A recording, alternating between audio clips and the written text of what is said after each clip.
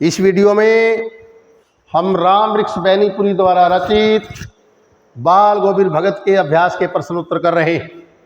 प्रश्न नंबर 1, खेती बाड़ी से जुड़े गृहस्थ बाल गोविंद भगत अपनी किन चारित्रिक विशेषताओं के कारण साधु कहलाते थे? बाल गोविंद भगत में ऐसी कौन सी आदतें थी, कौन सी विशेषताएं थी जिससे कि उनको लोग साधु कहते थे? उनमें निम्नलिखित विशेषताएं थी जिसके कारण वो साधु कहलाते थे। नंबर 1, वे कबीर को मानते थे, उन्हीं के गीत गाते थे।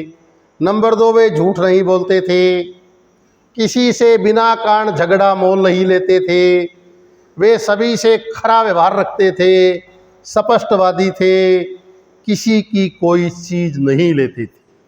प्रश्न नंबर 2 है कि भगत की पुत्र वधू उन्हें अकेला क्यों नहीं छोड़ना चाहती थी? भगत की पुत्र वधू को चिंता थी कि उसके जाने के बाद भगत का भोजन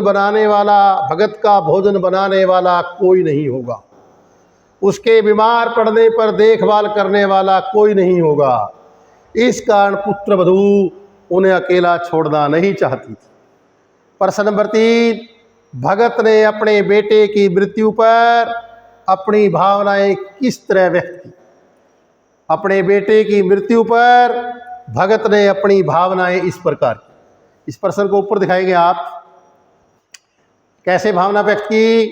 पुत्र को चटाई पर लेटा दिया, सफ़ेद कपड़े से ढक दिया, पुत्र के ऊपर फूल बिखेर दिए, सिरहाड़े दीपक जला दिया, उसके पास बैठकर खंजड़ी बजाते हुए गाते रहे।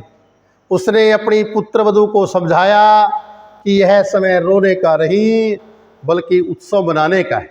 प्रश्न नंबर 4, भगत के व्यक्तित्व और वेशभूषा का चित्र अपने शब्दों में लिखो। अगले पेज के ऊपर देखेंगे हम। भगत जो है मंझोले कद के यानी छोटे कद के 60 साल से ऊपर के व्यक्ति थे।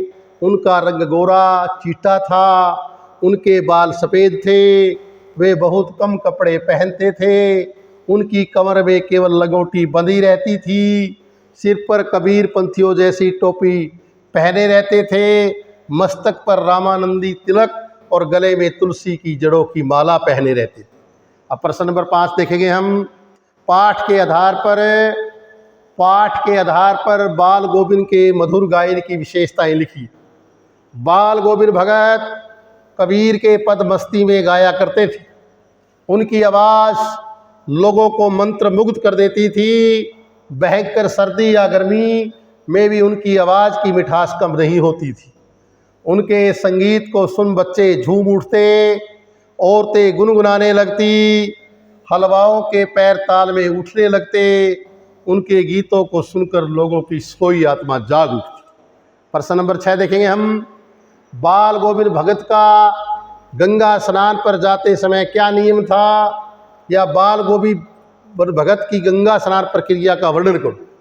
बाल गोविंद भगत हर वर्ष गंगा स्नान पर जाते थे। गंगा उनके गांव से 30 कोस दूर थी। वे पैदल ही जाते और आते थे, घर से खाकर चलते, वापस घर आकर ही खाते थे, कहीं मांग कर नहीं खाते थे। 4-5 दिन लग जाते थे, रास्ते में प्यास लगने पर पानी जरूर पीते थे। प्रश्न नंबर 7 लास्ट एंड फाइनल। बाल गोविंद भगत पाठ का मूल भाव या उद्देश्य या संदेश? बाल गोविंद भगत पाठ का मूल भाव यह है कि हमें सादा जीवन बिताना चाहिए, विचार और आचरण पवित्र होने चाहिए, नियमों का पालन करना चाहिए, स्वयं भी खुश रहो और दूसरों को भी खुशी देने का प्रयास करना चाहिए। इस पाठ के माध्यम से लेखक ने यह भी संदेश दिया है कि ईश्वर भक्ति के लिए मनुष्यों को घर छोड़ना, जंगल में जाने की जरूरत नहीं है, गृहस्थ जीवन में रहकर भी भगवान की जो है भक्ति की